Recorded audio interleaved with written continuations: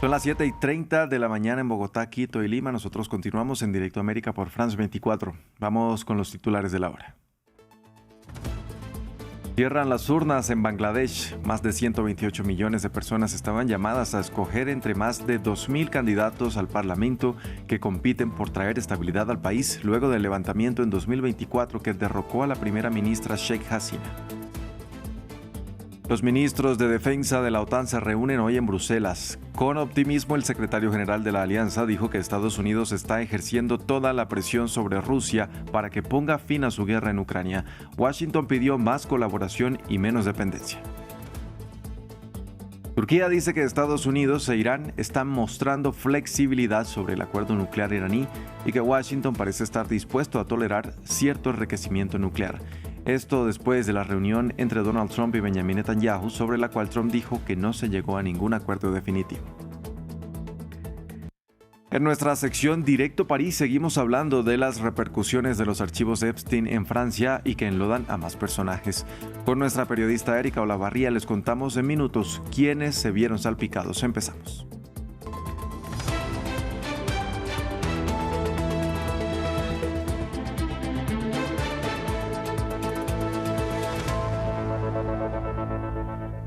Vamos a iniciar en Bangladesh, donde cerraron las urnas tras una jornada de votación calificada de histórica por los principales líderes políticos del país, dado que se trató de las primeras elecciones tras 15 años de gobierno autoritario de la ex primera ministra Sheikh Hasina, quien huyó a India antes de ser condenada a muerte por su mortal represión de las protestas en 2024.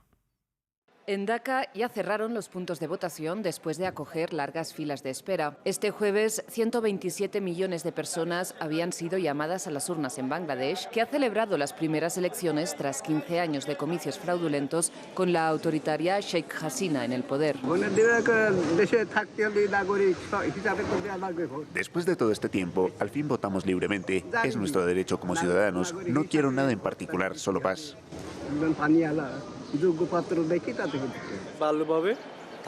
Queremos tener buena salud y vivir bien. Victoria para Bangladesh.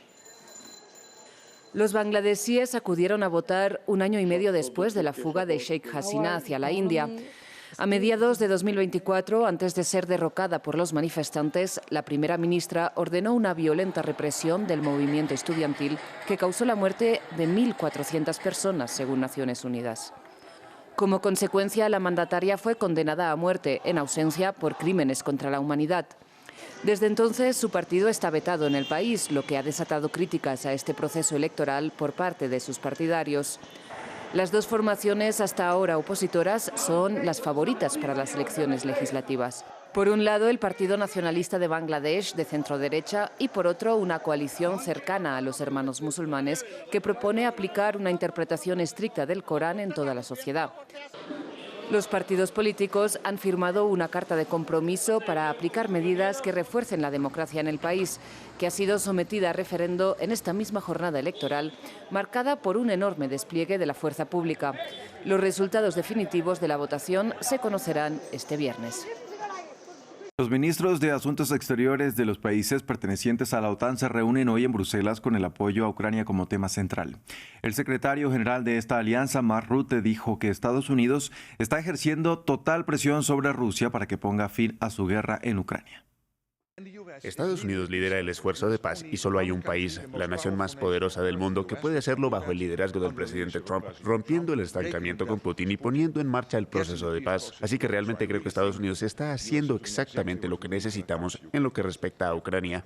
En una entrevista concedida al medio Financial Times, el ministro de Relaciones Exteriores de Turquía dijo que Estados Unidos e Irán están mostrando flexibilidad respecto a un acuerdo nuclear y que Washington parece estar dispuesto a tolerar cierto enriquecimiento. Estas declaraciones se conocen después de una reunión en la Casa Blanca entre el presidente Donald Trump y el primer ministro Benjamin Netanyahu, tras la cual Trump dijo que no se llegó a un acuerdo definitivo. Para la ampliación saludamos en Estambul a nuestro corresponsal Adrián Rocha. Adrián, ¿qué tal? Muy buenas tardes. ¿Se puede entender a través de las palabras del ministro de Exteriores turco que Irán y Estados Unidos están algo más cerca de llegar a un acuerdo? Buenos días, Andrés. Pues definitivamente sí, sobre todo porque Turquía, junto con Omán, el país en el que este pasado viernes tuvieron lugar esta primera ronda de negociaciones, también con Qatar, es de los principales mediadores que en la actualidad están intentando trabajar para conseguir un acuerdo, en principio es tan solo nuclear, entre Washington y Irán. Sobre todo en principio solo nuclear porque hasta la fecha es lo único que han discutido tanto Estados Unidos como Irán, y de hecho Irán asegura no querer discutir nada más que no sea el apartado nuclear.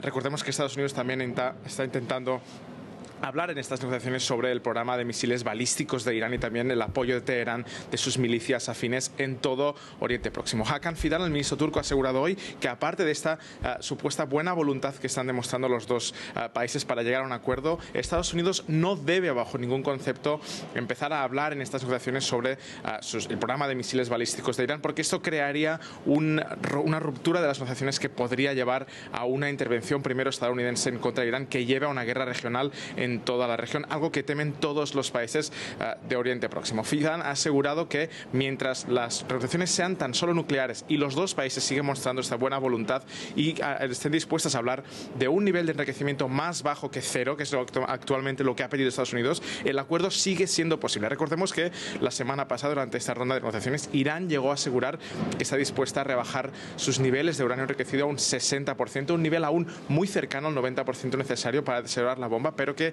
estaría dispuesta a Teherán, según aseguró uno de los mayores asesores del líder supremo iraní, el ayatolá Ali Khamenei, que está dispuesta a entregar parte de ese uranio enriquecido superior al 60% para mantener un límite cerrado que sea verificable por parte de Estados Unidos en este 60% y que no sea utilizado, por lo tanto, por Irán para desarrollar en un futuro tanto cercano como lejano esta bomba nuclear que quiere evitar, sea como sea, Estados Unidos. Adrián, entre los países que intentan mediar entre Teherán y Washington hay varias sorpresas. ¿Qué tan importante es para todo Oriente Próximo que las negociaciones lleguen a buen puerto? Pues es enorme, y eso se puede ver sobre todo por qué países están intentando mediar entre Teherán y Washington. Aparte de los que hemos comentado, como Turquía, de hecho iban a tener lugar estas negociaciones o en Omán primero, después en Estambul, finalmente acabaron ocurriendo en Irán. También está Qatar y otros países como Arabia Saudí y Egipto. Son dos casos muy distintos, pero que también su involucración en este proceso muestra la gran importancia de todos los países de la región que intentan evitar esta guerra en Oriente Próximo. Arabia Saudí ha sido tradicionalmente e históricamente el rival geopolítico regional de una Irán que ha sido siempre muy beligerante en contra de Arabia Saudí, que de hecho han sido rivales regionales para ser supuestamente este poder hegemónico, tanto militar como político en Oriente Próximo. Y Egipto también es uno de los países que está muy fuertemente mediando entre Washington y Teherán, a pesar de que oficialmente Al Cairo no tiene ningún tipo de relación ni diplomática ni de ningún otro tipo con una Teherán, que de hecho no tiene ni embajador en Al Cairo, ni el Cairo tiene embajador en Teherán. Todo esto muestra el enorme poder y de todos los países de Oriente Próximo que intentan evitar una guerra que de hecho ha amenazado a Irán, que en caso de empezar con un ataque o israelí o estadounidense en contra de posiciones dentro de Teherán, eso lo que llevaría ocurriendo es una guerra en toda la región con ataques iraníes en posiciones tanto de aliados de Estados Unidos en Oriente Próximo, también de bases estadounidenses. Recordemos que en la actualidad Estados Unidos, aparte de tener varios barcos de su flota naval rodeando Irán en los mares del Oriente Próximo, también tiene bases militares tanto en Qatar, en Jordania, como también en Turquía. Adrián, muchas gracias por este reporte desde Turquía. Vamos ahora a la Franja de Gaza, donde el Programa de Desarrollo de la ONU empezó a recolectar la basura que inunda el importante mercado de Fras en la ciudad de Gaza y que representa un riesgo para la salud de los habitantes. Ante el bloqueo israelí del principal vertedero de Gaza, los trabajadores tienen que trasladar los cientos de miles de toneladas métricas de residuos a un vertedero temporal. Gabriel Colchen tiene los detalles. En las calles de la ciudad de Gaza, los habitantes caminan al lado de montañas de basura que han sepultado al histórico mercado de Fras. Las organizaciones de derechos humanos alertan desde hace más de 2 años de los riesgos sanitarios que eso representa para los palestinos. Para hacer frente al problema, el Programa de Naciones Unidas para el Desarrollo comenzó a limpiar la zona. Esta situación ha afectado a todos los habitantes de la ciudad de Gaza, especialmente a los que viven en este barrio, que han estado expuestos a riesgos para la salud, sobre todo durante el verano. Pero hoy es un día importante porque el primer camión ha comenzado a retirar los residuos de aquí y trasladarlos a un vertedero temporal en el centro de Gaza. Desde que empezó la intervención israelí en Gaza, se impidió a los equipos municipales llegar al principal vertedero de Gaza de la zona Jur al-Dik, ahora bajo control israelí. El programa de Naciones Unidas, que prevé durar 6 meses, trasladará los residuos a un emplazamiento temporal al sur de la ciudad. Se ha necesitado mucho tiempo para encontrar un lugar fuera de las zonas residenciales donde depositar las aproximadamente 370.000 toneladas métricas de residuos que se acumularon durante la guerra, cuyo traslado al vertedero principal de la zona de Jur al-Dik había sido impedido por la ocupación israelí. Hoy ha comenzado el proceso de traslado de parte de estos residuos a un vertedero temporal, a la espera de que se conceda el permiso para trasladarlos a la zona de Jur al-Dik.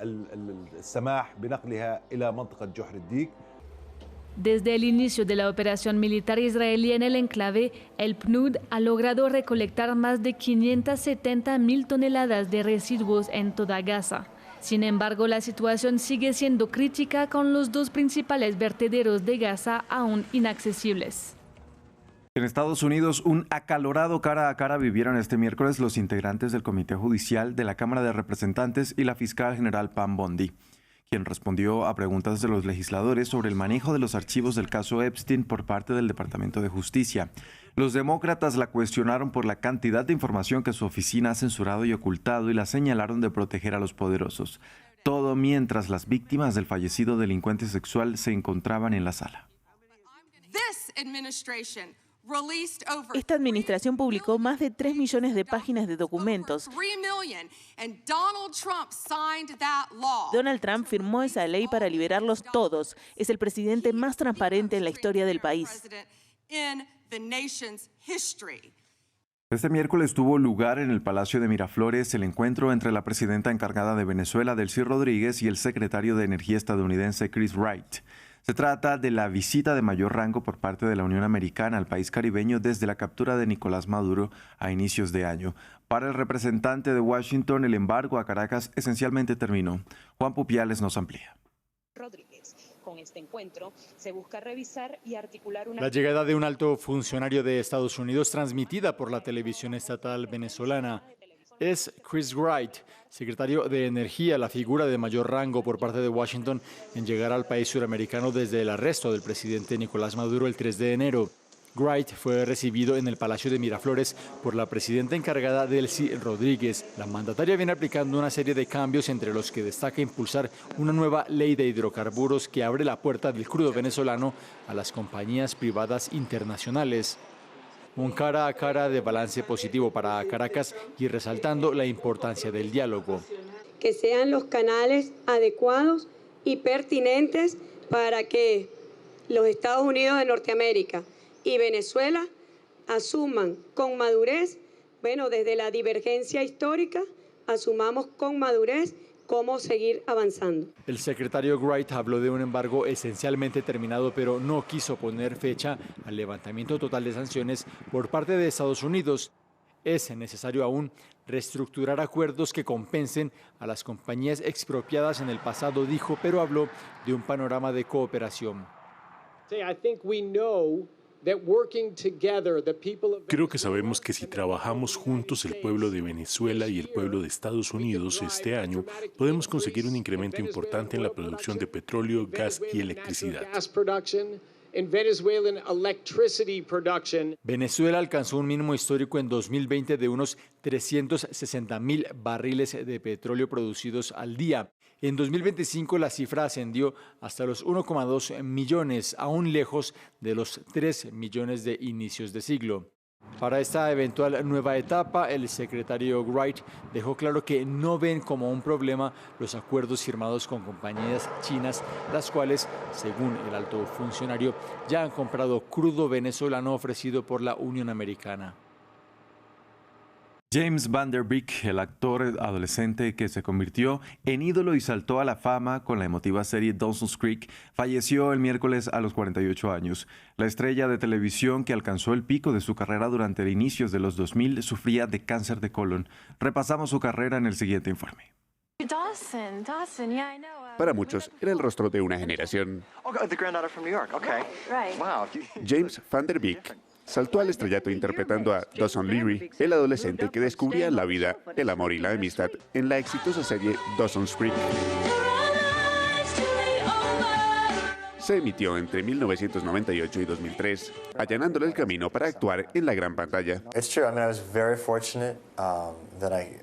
Es cierto, tuve mucha suerte de alcanzar un gran éxito a los 20 años y que durara tanto tiempo. Para ser sincero, al final de estos 6 años estaba bastante agotado. Hice bastantes películas en el medio, muchas entrevistas, un montón de cosas. Así que creo que necesitaba un poco de tiempo para desaparecer y encontrar mi propio rumbo, descubrir quién era y qué quería hacer.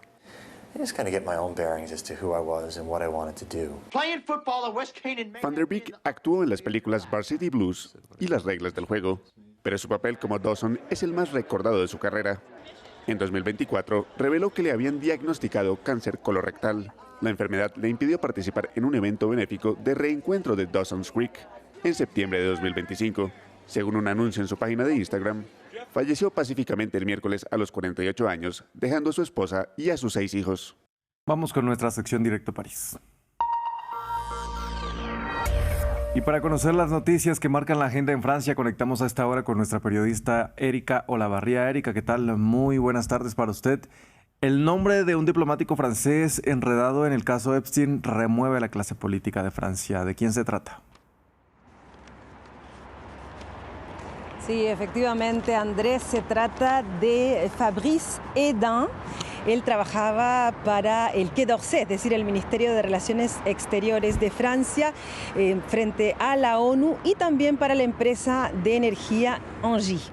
Es un caso muy polémico. ¿Por qué? Pues porque el mismo ministro de Exteriores dijo estar sorprendido, que no tenía conocimiento de esto, por lo que encargó una investigación administrativa y también otra a la policía, es decir, hizo una denuncia frente a la policía. La empresa Engie, también de energía, ha decidido suspender a este francés, pues porque es problemático también, porque en el año 2013 él había sido investigado justamente en Nueva York por el FBI por consultar de manera reiterada pornografía infantil. Además, aparecía en su trabajo vinculado a un diplomático noruego también en Naciones Unidas, que ahora es investigado por corrupción junto a su esposa, también por sus vínculos con Jeffrey Epstein.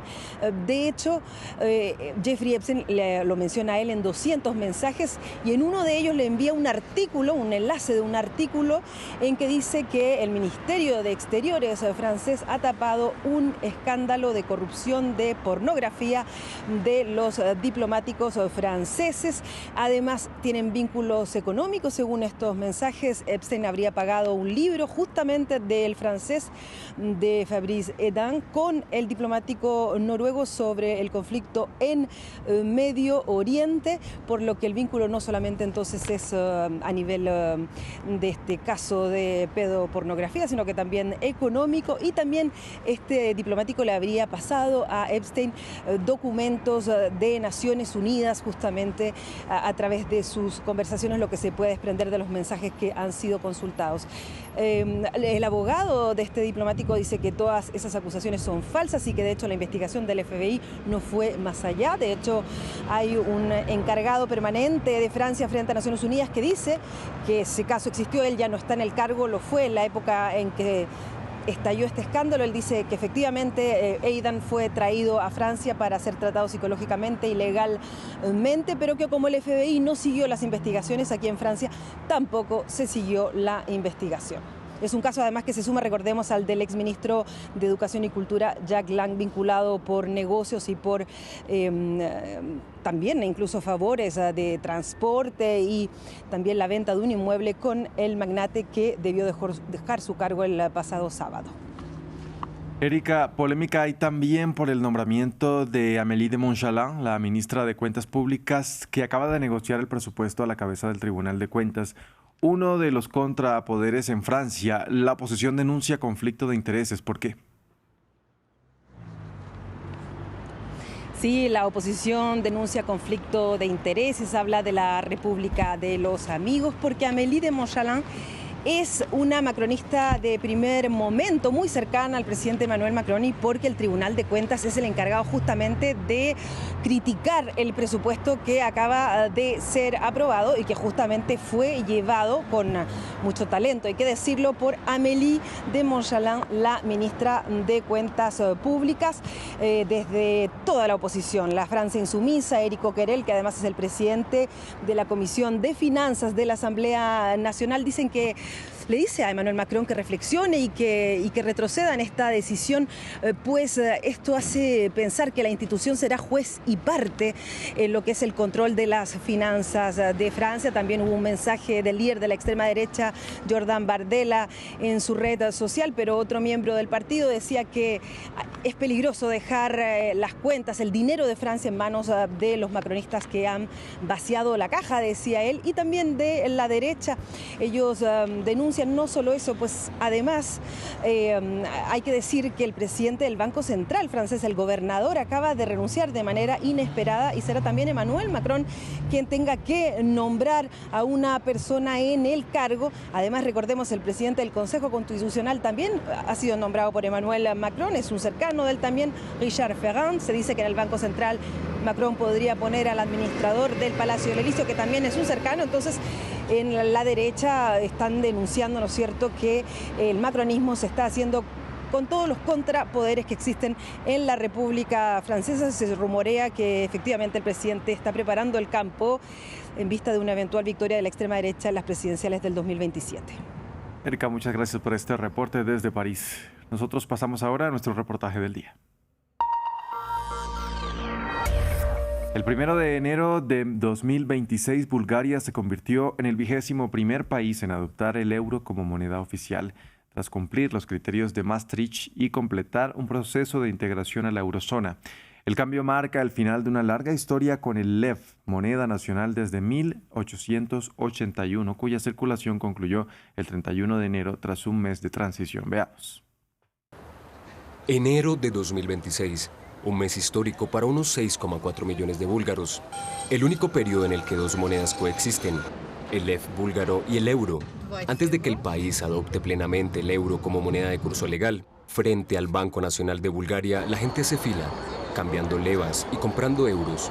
Algunos han estado esperando desde primera hora de la mañana.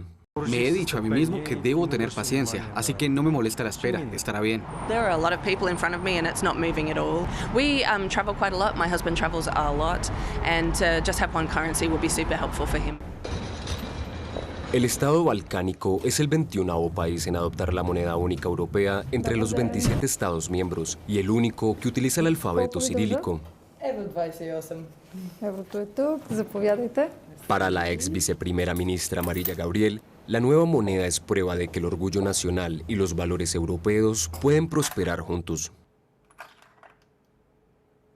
Por primera vez, quizás los símbolos búlgaros, que son figuras históricas de las que estamos muy orgullosos, circularán por toda Europa. Y eso para mí es prestigio, para mí es un reconocimiento de la historia búlgara y de la participación de Bulgaria en la Unión Europea. La inflación inestable de Bulgaria es la razón por la que el país no pudo cumplir los criterios para unirse antes a la eurozona, según este economista. Como consecuencia de los acontecimientos de 2022 a 2023, la guerra, los precios del petróleo, el aumento de los costes laborales y muchos otros problemas relacionados, Bulgaria tuvo una inflación muy alta, de hasta el 17 a 18% en algunos meses interanuales. Solo estábamos en camino de cumplir los criterios a comienzos de 2024.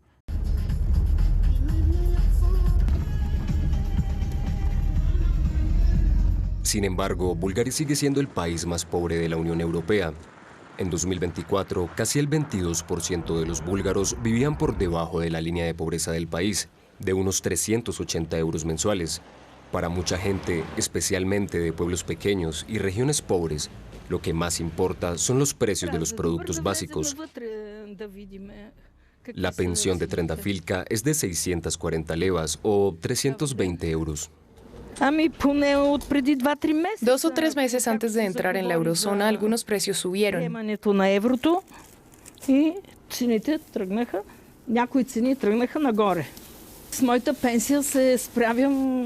Con mi pensión es muy difícil. pero me las arreglo gracias a la pensión de mi esposo y porque mis hijos me envían dinero.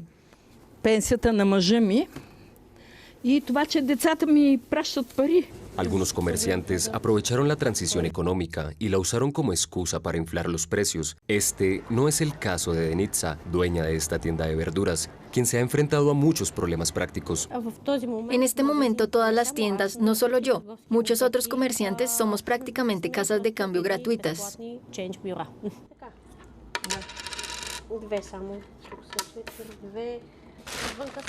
Sin embargo, los mitos sobre la eurozona persisten, amplificados por canales sesgados en redes sociales. Lo vi con mis propios ojos. Los precios subieron un 30% en Francia, Alemania y España cuando entraron en la eurozona. Eso es lo que pasará en Bulgaria también. Pero mucha gente está manipulada porque escucha lo que dice la televisión. Para mí no nos espera nada bueno. Una percepción lejos de la realidad. Tras la entrada de estos países en la eurozona, la inflación allí fue de entre el 1 y el 3%, según los datos oficiales. La mayoría de los empresarios acogen bien el cambio. Esta fábrica emplea unas 150 personas y se especializa en barras proteicas. Según el Banco Central Europeo, las pequeñas y medianas empresas podrían ahorrar unos 500 millones de euros en costos de cambio de divisas en total. Este es el caso de Valentín Strekalovsky, que exporta el 95% de su producción. La eurozona nos dará una gran oportunidad para expandirnos aún más y nos permitirá ahorrar dinero en impuestos bancarios al operar en la misma moneda. La transición, sin embargo, no llegó sin oposición política y civil. En 2025, el 49% de los búlgaros estaban en contra del euro, según una encuesta de Eurobarómetro. Incluso el expresidente Rumen Radev, quien dimitió en enero de 2026 y es visto por algunos como prorruso, dijo que los búlgaros debieron haber sido consultados antes en un referéndum. Bulgaria reunió suficientes firmas para tener un referéndum y decidir si entrar en la eurozona. Esto fue bloqueado por los líderes búlgaros, que son marionetas de los burócratas de Bruselas. Cuando gobernemos el país, haremos todo lo posible para que Bulgaria salga de la eurozona. Nada bueno nos espera. Los canales prorrusos en redes sociales difundieron continuamente campañas de desinformación contra la eurozona durante 2025. Mientras tanto, los partidos anti-OTAN y populistas esperan explotar estas campañas para su propio beneficio político, especialmente cuando las elecciones, las octavas en 5 años, están a la vuelta de la esquina. La coalición gobernante dimitió a mediados de diciembre, empujada por masivas protestas antigubernamentales. Hasta 150.000 personas en todo Bulgaria se manifestaron contra el proyecto del presupuesto de 2026 y contra la corrupción en el país. Laura Georgieva es abogada de una fundación que investiga y expone la corrupción. La educación está en muy mal estado, el sistema de salud está en muy mal estado, así que por supuesto son víctimas de la corrupción. En el actual gobierno interino, el viceministro de Economía cree que la eurozona ayudará a combatir parte de estos problemas. En los últimos meses antes de unirnos a la eurozona, tuvimos mucha gente mostrando demasiado efectivo y tuvieron que demostrar su origen porque debían convertirlo en euros.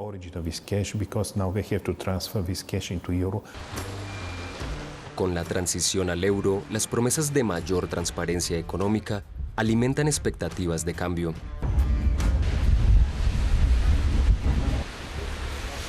De esta manera finalizamos este informativo en France 24. Gracias por acompañarnos. Hacemos una breve pausa, ya regresamos con más. Quédense con nosotros.